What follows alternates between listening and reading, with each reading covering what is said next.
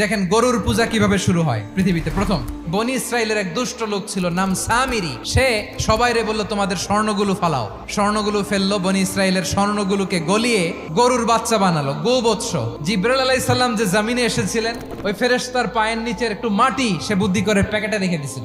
স্বর্ণ দিয়ে বানানো গোবৎস গরুর বাচ্চার গায়ে যখন সেই মাটি ছুঁড়ে দেয়া হলো, এখন বাছুরের ভেতর থেকে ভ্যাঁ ভ্যাঁ আওয়াজ আসতেছে। কি আসতেছে? সবাই তো অবাক। সামিরি বলে, আরে তোমরা যে 70 জন দিয়ে মুসা আলাইহিস সালাম রে পাঠাইছো ওইদিকে, এত ঘুরতেছে, আল্লাহরে খুঁজে পায় না, আল্লাহ তো এটার ভিতরে ঢুকছে। নাউজুবিল্লাহ, এটার ভিতরে সেজদা দাও। এই সেজদা দিয়ে গেল। হারুন আলাইহিস সালাম তাদেরকে বুঝালেন, শিরক করো না, আল্লাহরে ভয় করো। শুধু এতটুকুই তিনি বুঝালেন, দাওয়াতি কাজ পালন করলেন, কিন্তু প্রতিরোধ করেন নাই। এই ঘটনা থেকে শিক্ষা কি?